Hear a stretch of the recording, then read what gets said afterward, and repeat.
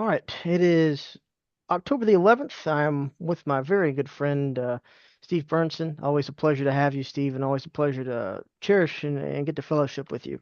Um, Today, I wanted to focus on and ask some questions relating to your experience coming home from Vietnam.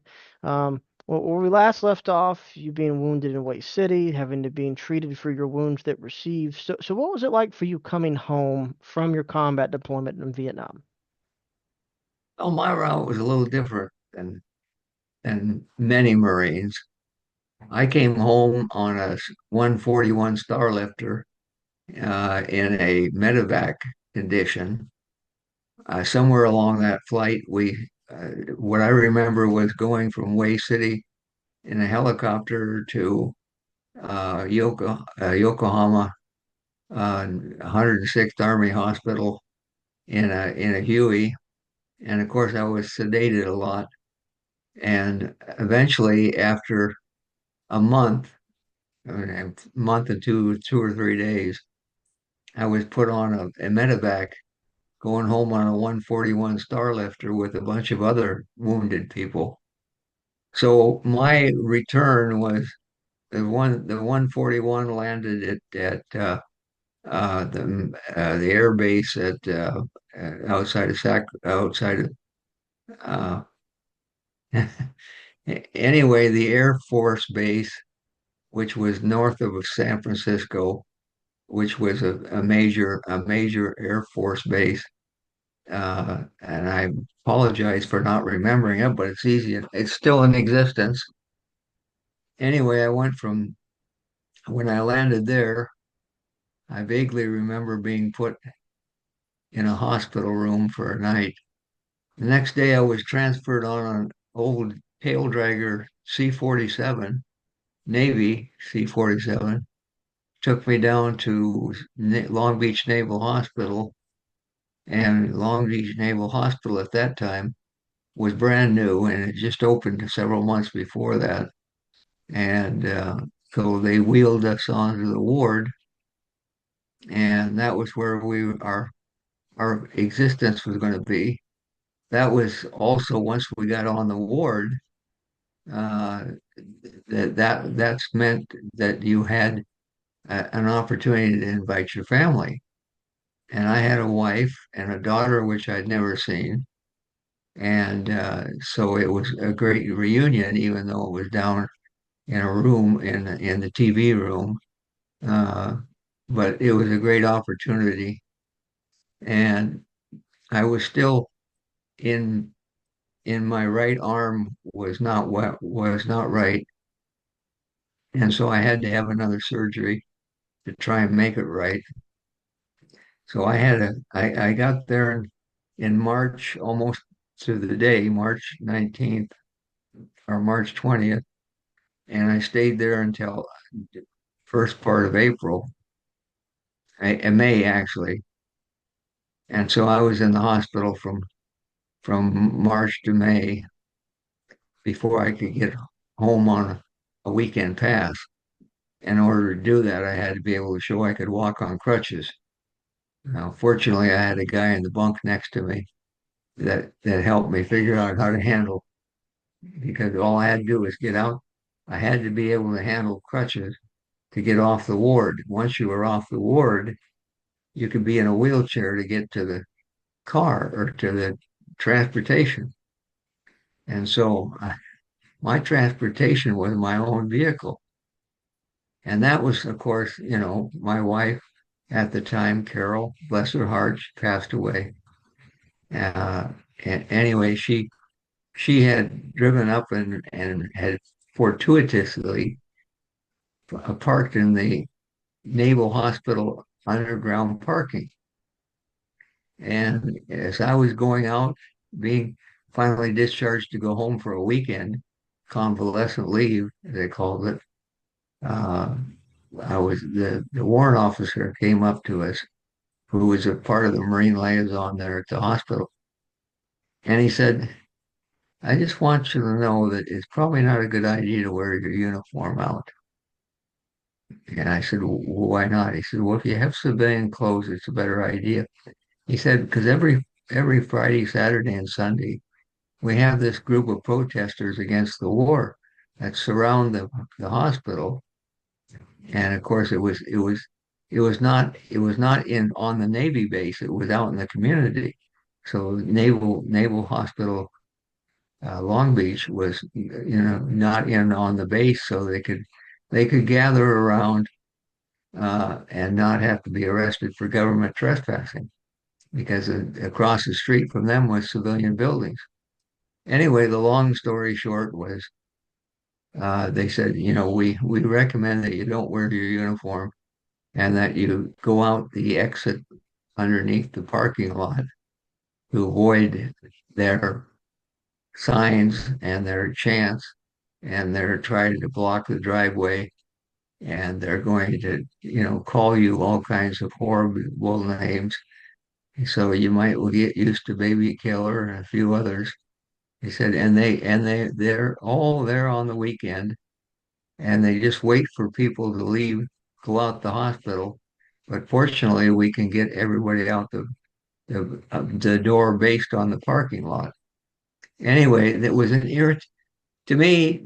Even to this day, it still burns, and the reason it burns is because after all that we had gone through, and we had earned, many of us had earned medals that were not just campaign medals, but personal medals, and I had looked forward to being able to come home and have somebody look at my uniform and have somebody look at my medals, but not going to happen.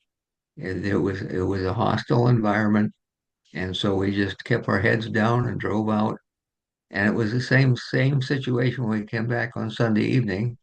There was another group, but it was the same thing. They would yell at you. They'd bang their signs on your car.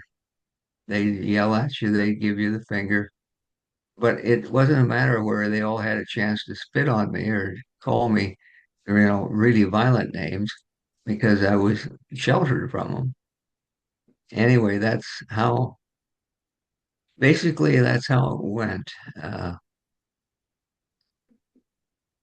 Well, with all of that being said, and thinking about the time you spent in the ward, did you find the hospital ward a difficult adjustment with other wounded Marines around you, or sailors, docs, and the process of being in a hospital ward? I know that that can definitely be traumatizing to an extent. Well, you want to talk about the 106th Army Hospital in Yokohama, or you want to talk about the Long Beach Naval Hospital circumstance? Both. Well, the 101st Army Hospital in Yokohama was where I went and was put on a ward with several other potential and potential uh, removal. They were seriously thinking about removing my right arm from the elbow down because of the massive amount of shrapnel that had burned its way through. So anyway, another story, but so I was there from, I think it was around the 21st of February, and during that time they did another operation to close up. I had open surgery, so they went in and closed it up with wire staples, which was different. You can imagine a lot of wire getting, building up a scab over it. And anyway, the 106th Army Hospital I was on the amputation ward, and I was the only one on the amputation ward, which was like 10 of us. I was the only one that still had all four limbs. And after a while, it got uncomfortable because everybody was going to say, what are they going to do with you? Are they going to take your leg? They're going to take what are they going to do with you? And that began to wear because I didn't have answers, and during the time I was on that ward, two Marines died. Uh, I think basically in one case, it was a backup of surgery. The other case, I think he just gave up. He'd lost both legs, and I think he just gave up. We talked, yelled at each other across the ward to try and give us some kind of comfort, but couldn't work. Anyway, that was Yokohama. I had one surgery there, and I finally got out of. I was always on the amputee list on the amputation ward until about 2 weeks before I was medevaced back to the country. Because at that time they thought, as the doctor explained, 1968, we didn't have all the materials, all the knowledge, and all the expertise on how to keep our arms and legs that we had now. So when somebody says, well, why didn't you use such and such procedure? The answer is it hadn't been discovered yet. So that was kind of an interesting situation. But anyway, I think I got lost at where we're going.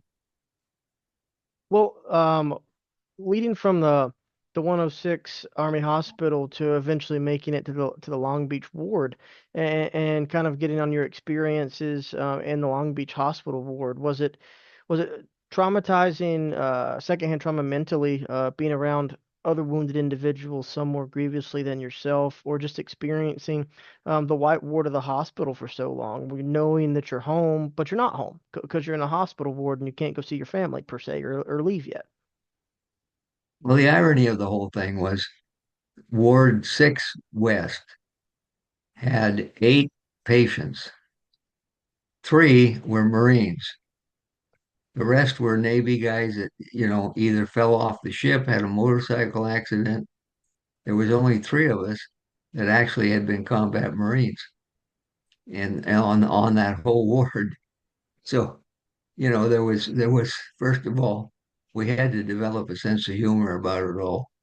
And one guy was there because he fell off a motorcycle. Another guy was there because he ran into a car. Another guy was there because he screwed around and done something like a smoke grenade and blew 3 of his fingers off. So, I mean, it was an interesting ward, but there were only 3 of us that were Vietnam veterans that had experience. And I think later on, they moved us to another ward where there was just 4 of us. But it was a good hospital, had good staff, and it was new, and there were still a lot of administrative procedures that were being developed at the time. But the 3 of us were not in any position to go down and have light duty or daily duty doing something simple like sweeping floors. Well, how do you sweep floors on crutches? So we pretty much had nothing to do, but every day we would story uh, every day around 11 o'clock, the Red Cross lady came by, and she had all kinds of activities to keep you going. Word spell, word check, and I discovered that she had these wallets that you could put together with leather wallets. And so every day I'd ask for a leather wallet, and she'd give it to me, and I'd put it together in about an hour. So one day I'm sitting in the TV room, and she brings her cart down, and I said, Marie, I need to have my daily wallet. She said, I can't give it to you. I said, what do you mean you can't give it to me? She says, you have to be in bed. These are for bed patients. I said, come back in 5 minutes. I went down, got in bed. She comes in. She said, another wallet today? And I said, yes, that'll be just fine. So it was just that kind of insanity. In other words, even for the Red Cross, you had to be in bed to get something to work on, leather craft or painting or whatever it was. But you had to be in bed. Well, and when I think about this, with these other two Marines that you were with, had they also been wounded in Way City or just other parts of I Corps? Did you talk about that? Do you remember their names? I don't remember their names. They were both lance corporals. I don't think they were in Way because they were probably, I'm trying to remember now. One was from California, the other was from New Jersey. And what happened was there was another sergeant besides me that was in that four quad, and that was Sergeant Gonzalez. Now, Sergeant Gonzalez had been a cameraman, a photojournalist. He happened to be on his way down to my unit, which was 2nd Battalion, 1st Marines. He was on his way down to shoot an operation that we were going on. And the truck he was on hit a box mine, and he was sitting on top of the pallets of beer and root beer. And he had both of his legs broken 6 or 7 times below the knee. He was on the ward with us when we had just four of us. And Gonzalez had been in for like almost 4 years. He was, I think, trying to be a career man, but he was boarded out, which, meant he was the same situation I was.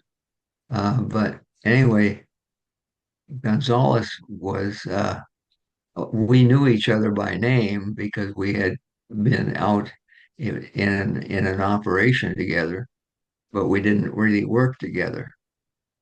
So the uh, the thing that got me was I think one of the lance corporals had been in a civilian act civilian CAC unit, and he had been wounded in the hip and the backside, and the other one had an eye that was damaged, and he was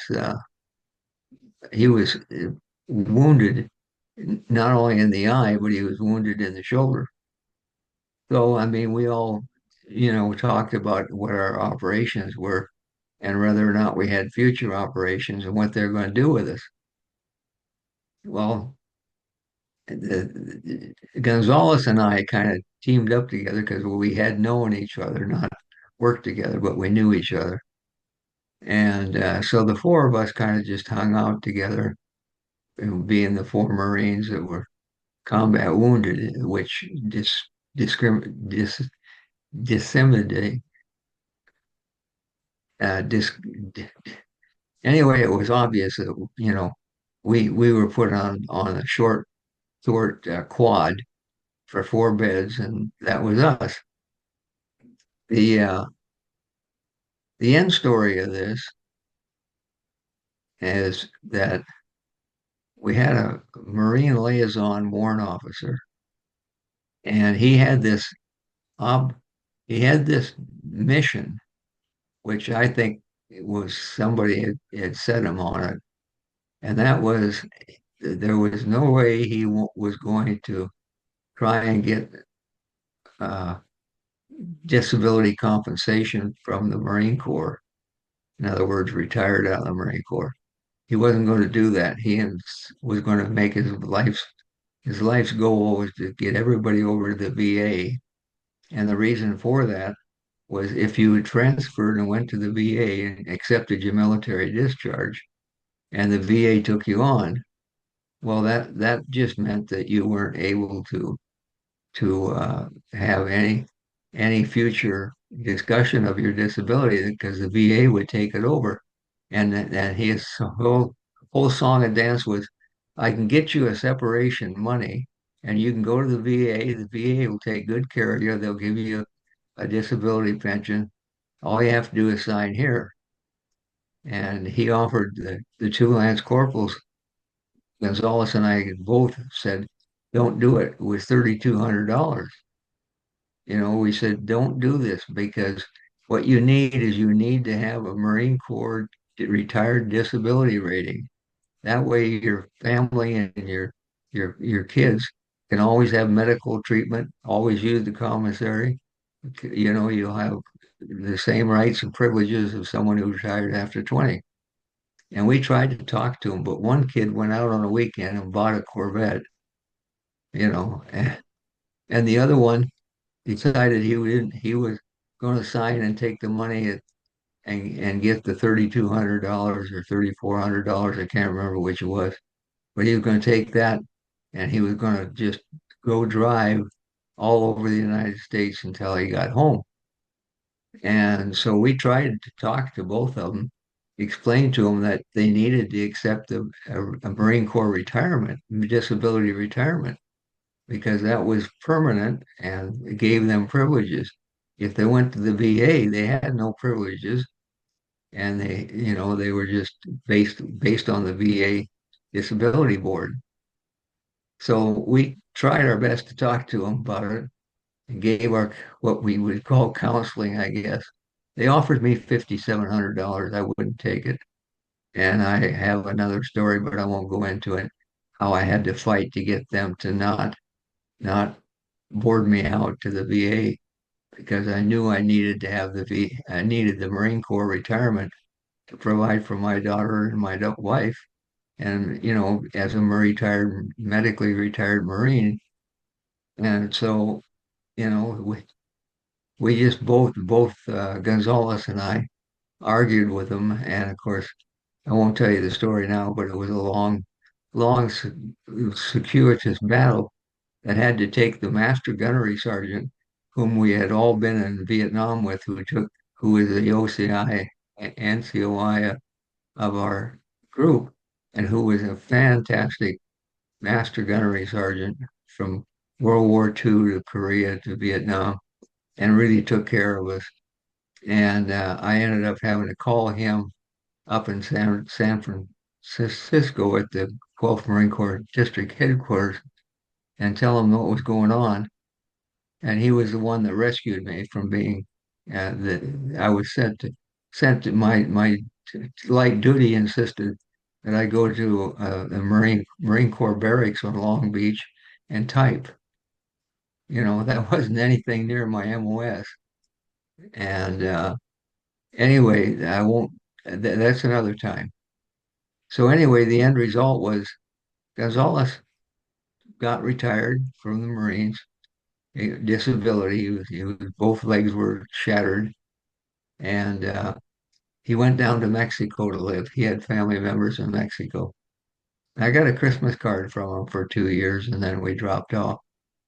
But we tried to counsel them because he and I both realized maybe it was because we read something or somebody told us that if you're disabled with disability on active duty, then you're eligible for medical retirement.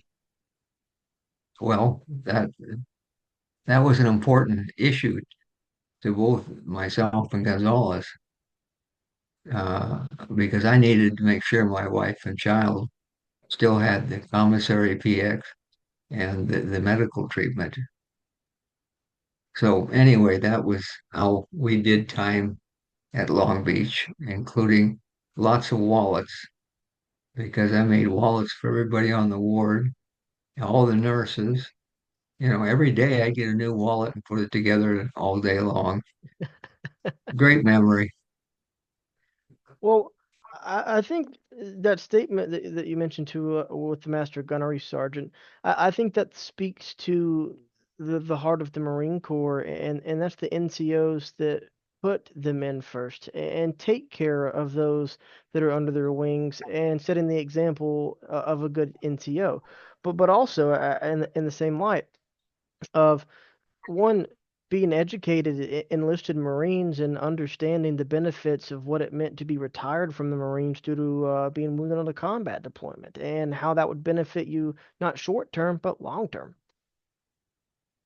Well, like I said before, the outfit that I was with, AKA the Snuffies, were an extremely intelligent bunch of groups. In fact, at the time I was there, we had 4 or 5 OCS washouts with college degrees. There were the rest of us that, had at least been in the Marine Corps. In my case, I've been in for almost 2.5 years. Well, I was 2.5 years. And of course, you learn a little bit there. And when you work in an organization that's quite progressive, intelligent, skilled, you know, you begin to realize that you had more knowledge than the average grunt, and you had to be careful not to show that. But yeah, we all, I mean, we were what you would call jailhouse lawyers. We knew how to protest assignments. We knew how to protest uh, uh, changes in our SRBs, and that we had a couple of Marines that had been through the whole drill early on, uh, and so they knew what was going on. But we were, fortunately, I think we had a couple of guys that were jailhouse lawyers that read all the regulations on the Marine Corps regs, and that's why we had a lot of intelligence. We had one guy, Joe Girardi, spent all his time reading the regs to keep us out of jail and out of trouble. That was all he did was read the regs and occasionally go up and stand watch overnight in the press room. And but Joe had been in the Peace Corps prior to joining. He was another officer washout, and he was just great. He would go dig up the Marine Corps orders and figure out how they applied to us. And did we get out of jail because of them? I don't know. But he was our lawyer. He was our go-to guy. It didn't matter if it was a matter of decorum on R&R or if it was, running over the dog at the MP's place. Joe was ready to go. Well, speaking of Another story. a lot of these guys that you form these connections with, good and bad. But after being wounded in Way, going, of course, to the Army hospital, the hospital ward, and now that you're back in the world for our time frame of spring of '68, did you try to reach out to any of the Snuffies, and the guys that you were close Yeah. with via letters, or did you lose some contact? No, no, we were good about keeping together in different groups. I mean, we were all snuffies and we all had time together that in this one group. I mean, there were combat correspondents that came out in 66. There were combat correspondents that came out in 69, 70. But our group was 66, 67, 68. And so yeah, we kept in touch. We kept letters going back and forth. Somebody would write and would say, "How are you doing?" And then there would always be those drunken midnight phone calls that somebody wanted to talk, even though they were slurring their words. But no, we did keep in touch. Dale Dye and I had always been in touch. Mike Stokey, Bob Bayer, and our little group all hung together, and we kept in touch with each other over the years. And to this very day, we still do. I can pick up the phone, call Dale Dye. I can pick up the phone, call Bill Perkins. I can call, I can pick up the phone and call Bob Bayer. I mean, we keep in touch now. We don't use phones as much as we do text, but we're still in touch. Well, Some and of us are. I know Dell just celebrated a birthday, and Yeah, he did. it's it's awesome to see the connection and the bond that you guys still have, but also in the same sense as well. When you mention those drunken phone calls, those late night phone calls, is a lot of that related to the intoxication and memories of Vietnam and wanting to go over some of that, or is it the trauma dumping that's going on, or trying to comprehend everything you guys have been through? Well, it's a little bit of both, Zach. Uh, those midnight drunken phone calls were people that were still anesthetizing themselves with alcohol, which we all did to a great extent. Even when we came home, we anesthetized ourselves. Uh, but some of those phone calls that I remember were people who were trying to understand what they had been through. How did the war? What was the war about? Why did we, why were we there? And then some of them, a couple of times, uh, Dave Martinez, who we were very close. Dave was not mentally strong to begin with, but he was brilliant. I mean, he was a good person, good correspondent. But Dave never was able to put down roots, and he lived with us for 3 or 4 months, and then he go somewhere, and a year later he'd live with us for another couple of months. But he was never able to put it all together again because. So I would say PTSD was his falling. But yeah, there would be midnight phone calls. Somebody wanted to talk. They wanted to remind that they wanted to tell somebody about, do you remember Operation Ford? Do you remember Operation Osceola? Do you remember being out there on Gono Island? And there would be these memories that somebody wanted to. I think we all wanted to validate where we'd been and what we'd done and what operations we've been on. I think that was uh, I think that was important to us because it was gave us an opportunity to go back to somebody who knew about the operation, knew about your experience, and it was safe. It was a safe. Snuffies were a safe place to go with all your PTSD problems. I mean, honestly, that's what it amounted to. The reason most of us were able to survive well is because we still had the connection. You talk to a lot of people who were rear echelon, replacements. They came into Vietnam, they didn't have a unit. They were put in a unit, and then the unit left. By the time your term was over, you went home. You had no tying, no tie basically to a lot of the guys that you were with because it wasn't a bonding situation. It was just, okay, we're here. We got to get out of Vietnam in 13 months or 12 months. And so the issue of of uh, of not that there wasn't. I think there's a lot of organizations that just didn't maintain any contact, and I think that's why when we had the most recent wars in Afghanistan and Iraq, they discovered that to individually replace one for one, did not build that esprit de corps that was necessary to have cohesive organizations. Anyway, that's my minor observation based on, I suppose, something I read in the bathroom wall. But Well, I think it brings a highlighting point for many of you snuffies and the correspondent community ISO folks of dealing with what you saw.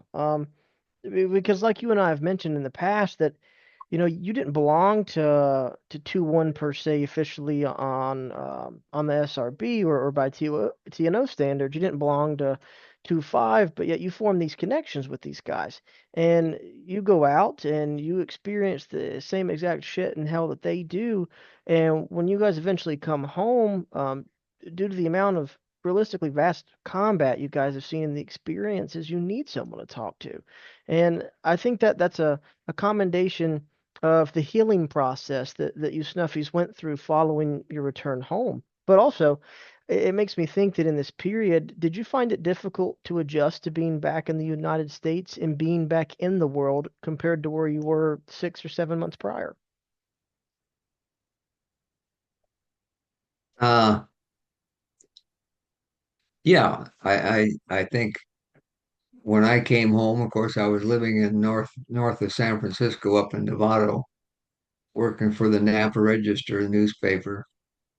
And I basically I had learned from brief experiences with meeting with people, not so much my family, but other people, that you just didn't talk about being in Vietnam. It wasn't a safe environment. You had to pick your audience very carefully because you could be a part of a party somewhere and somebody would come up and say, I heard you were in Vietnam. No, I wasn't in Vietnam. You know, some of us initially denied being in to avoid what we knew was going to be another extracted conversation that was going to be harmful.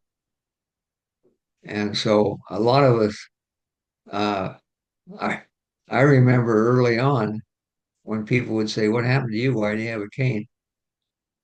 And I would tell them, "Oh, it was an industrial accident." And they say, "Oh, well, are you getting any kind of reward or and said, "Yeah, I'm getting I'm getting my reward. I'm getting my." In other words, it was an industrial. I was working in an industrial area, and I got damaged. I had it all, and so that's why I'm drawing pension. Oh, that's good. That's good. Tell them that, yeah, I was in Vietnam and I took an AK-47 round in my back. Nobody's going to want to talk to you. You know, you're the turd in the punch bowl. And so that was why it was important to keep in touch with the Snuffies. We weren't judgmental because we had lived through everything together. I don't know if I'm on track or not, but No, well, I mean, as you know, I attend veteran reunions, and um, yeah, one of the reunions I attend here in North Carolina is a Marine reunion for Charlie Company, First Battalion, Fourth Marines. But I see that, and in talking with a lot of these guys, a lot of these guys didn't start talking about Vietnam until they started to reconnect with guys that had been there in their tour, that had been on some of the operations, and some of these key firefights, skirmishes, and major battles for this company throughout its duration.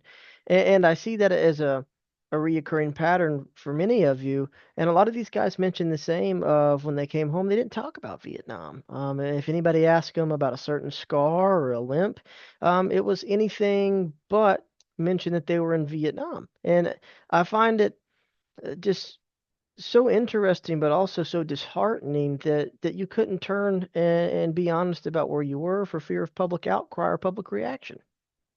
yeah, that was uh, that was probably the hardest part was you came home and you knew that it was not safe to discuss being in Vietnam because the overall audience was against you. And so what you did is you kept it down, you kept it locked up in one of those little boxes we had. And it took 40 years before we got back to opening the box. And you know, I think everybody at one point had to deny they were in Vietnam just to avoid a controversy. If you stood up and said, "Bullshit, I'm there, I came back, I'm not a baby killer, I'm not a drug addict," it didn't matter. You were already condemned based on the fact that were a Vietnam veteran. And it was national. I mean, it wasn't just areas.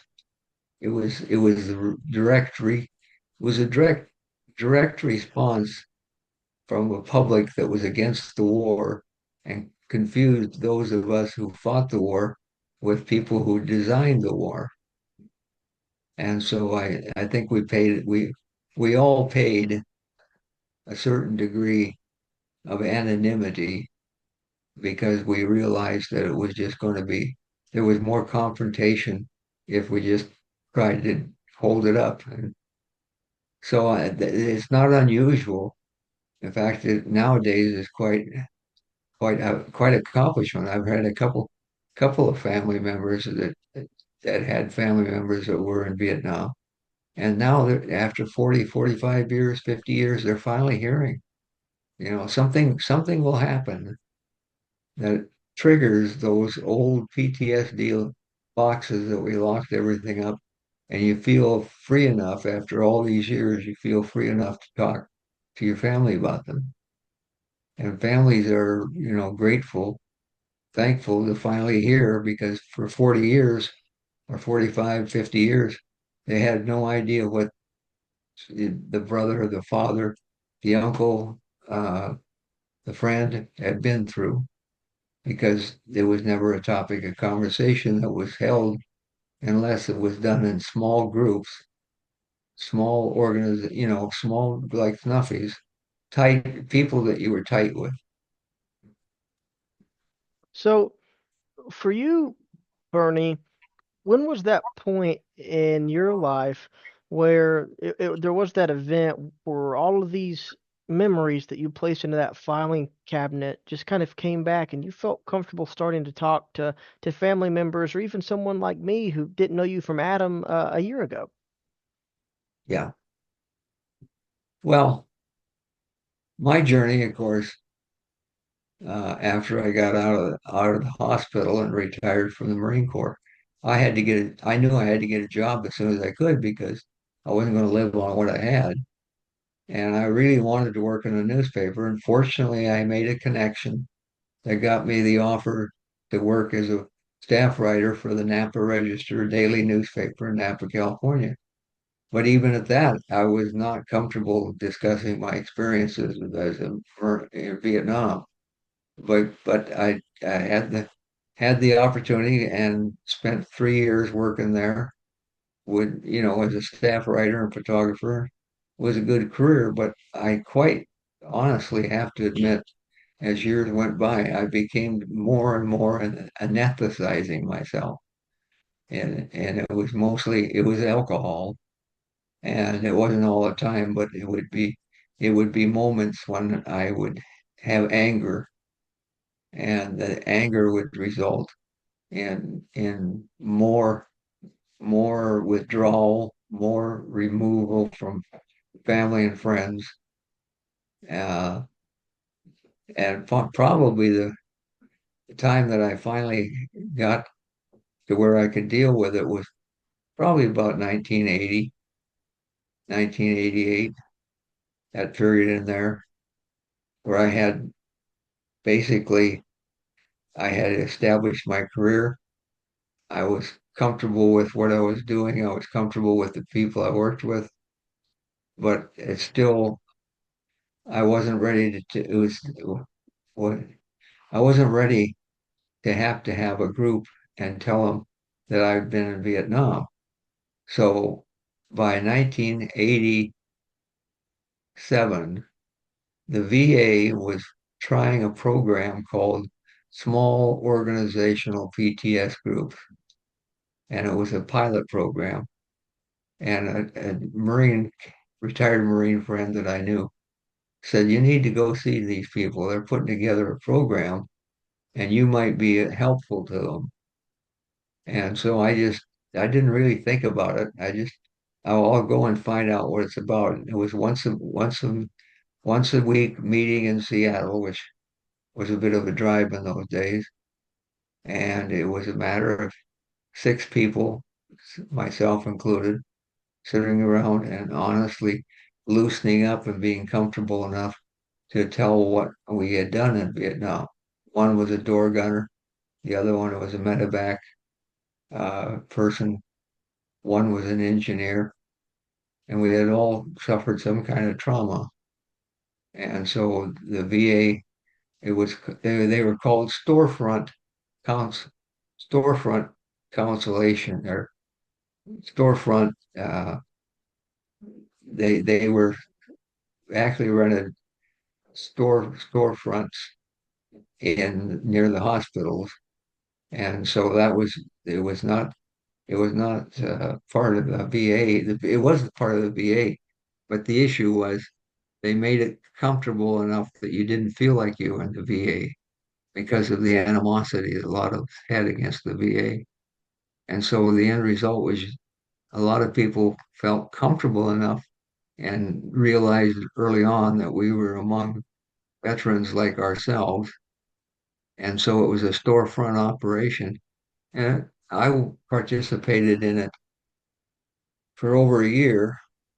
And as a result of that, I began to realize that it was okay to talk about being in Vietnam, other than to safe audiences like the Snuffy. And not, I would still engage carefully. But by 1980, certain things had gone over the years to where there wasn't the fervor and there wasn't the anger that there had been in 1966, 67, and 68. And the war was over. It had been over for, 20 years. And so it was a good idea because it the coordinator, all he did was bring us together and on a Wednesday night, and for 2 hours people just talked if they wanted to talk, commented if they wanted to comment, or just sat and listened if they wanted to sit and listen. And it was a program which I adapted to, and it was a great responsibility.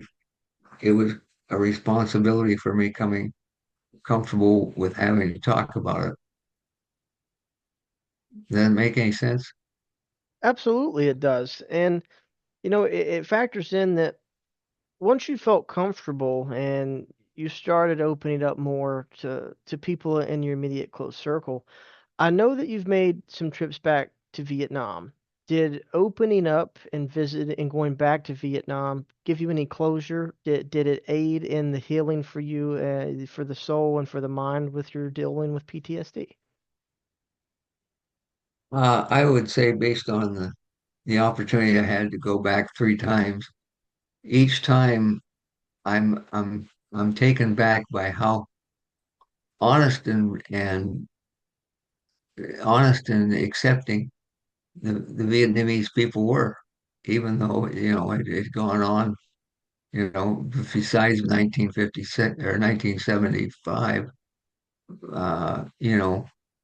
It was fun not fun. It was gratifying to see how the Vietnamese had recovered from the war and the destruction of it, and how they had started to build a third world economy.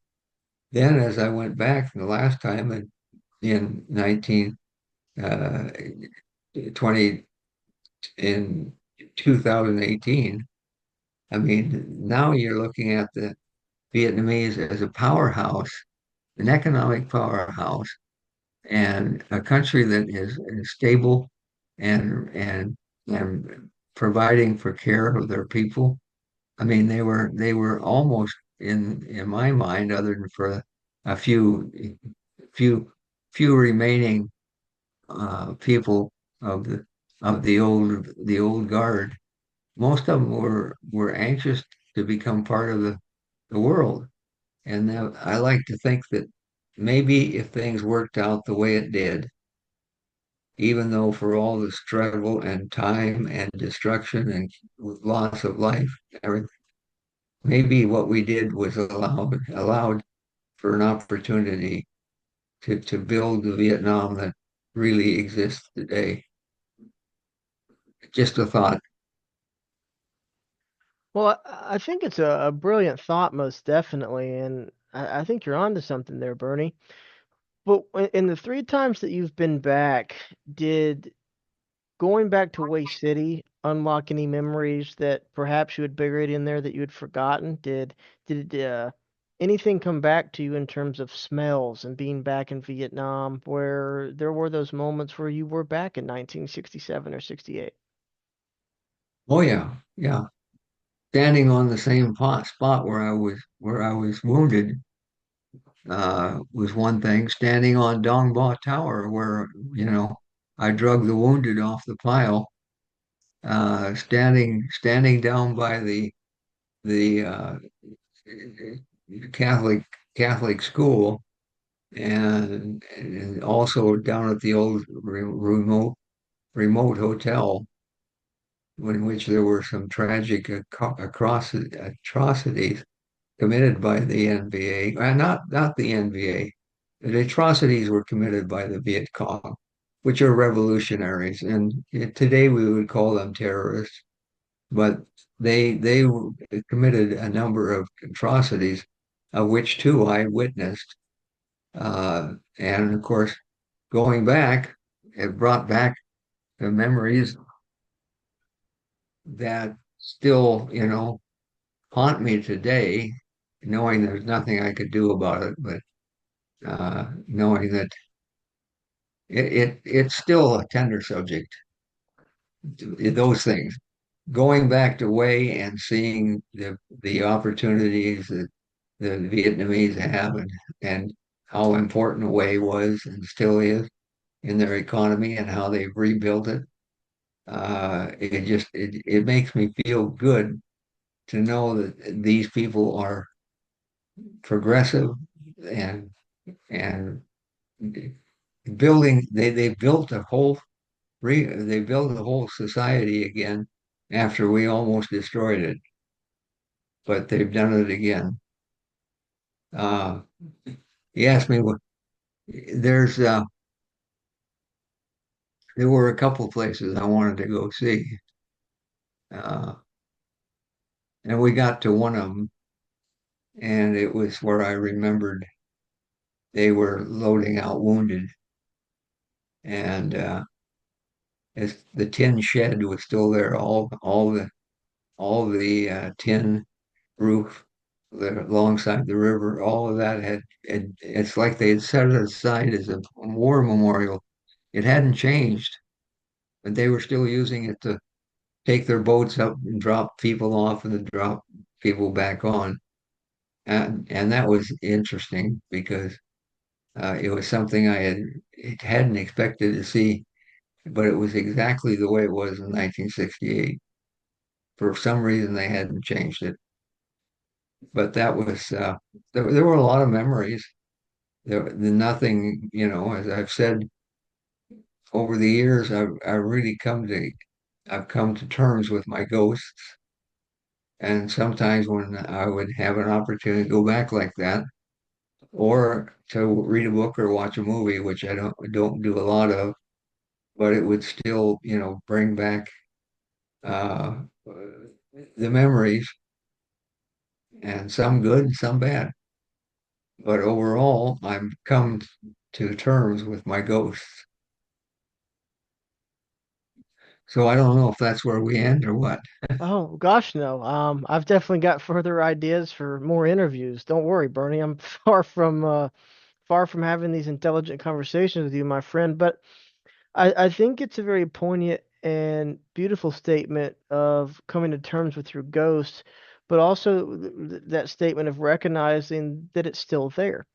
And when I think about it as well, you've got good memories, you've got the ones that are the ghost memories. However, in the process of you and I doing this, and the process of you being so gracious, and sending me artifacts from your service, I'm curious to know, my friend, how does it feel to know that your legacy is being recorded, documented, and being kept for future generations to learn about Vietnam, including the Ghost?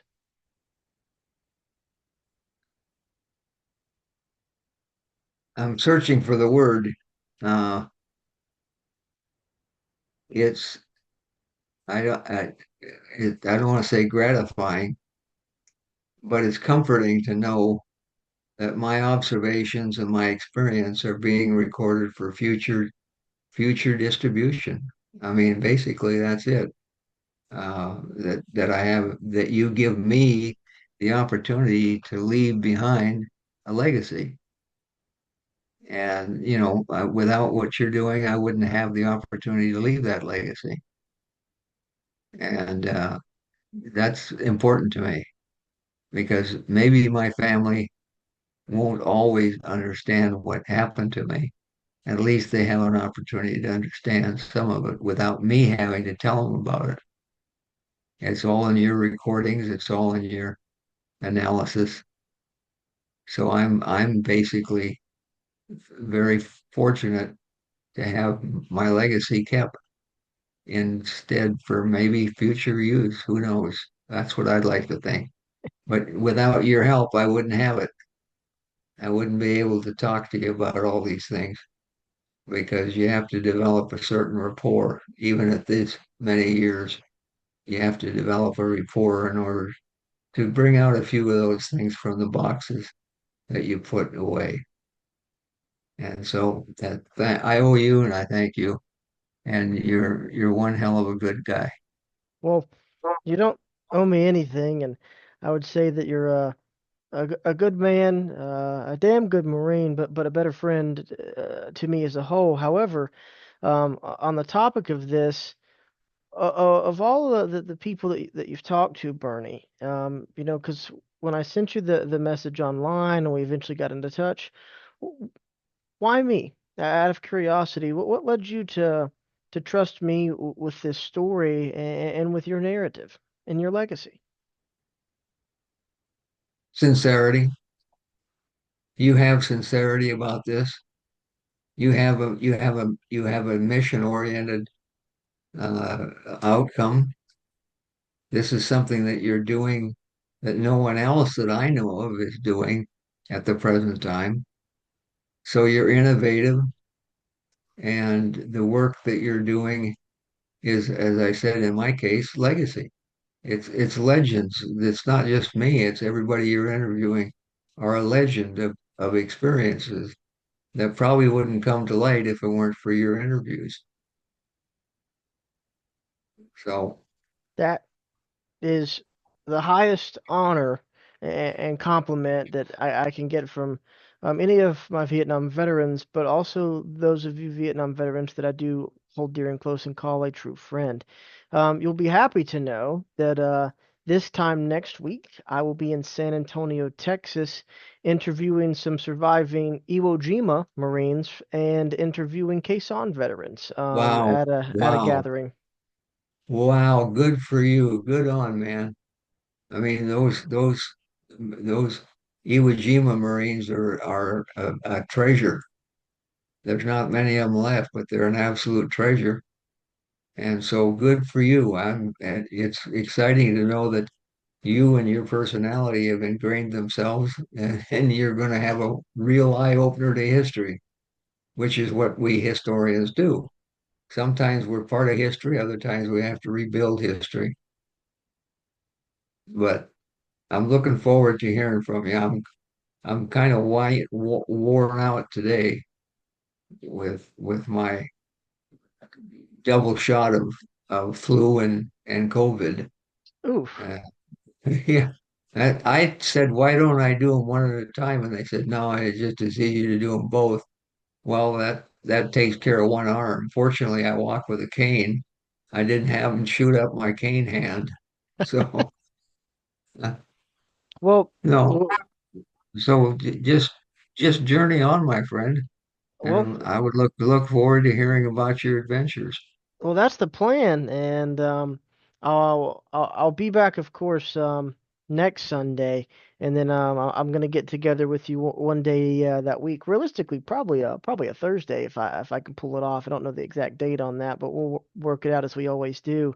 Um, but Bernie, my friend, as always, thank you for the continued guidance, the support, and sincerely, my friend, welcome home. Hopefully this coming May works out for the both of us, and you get to spend some time down this way, and we get to fellowship in person, my friend, because this online Would love. stuff's great, but we got to do this in person.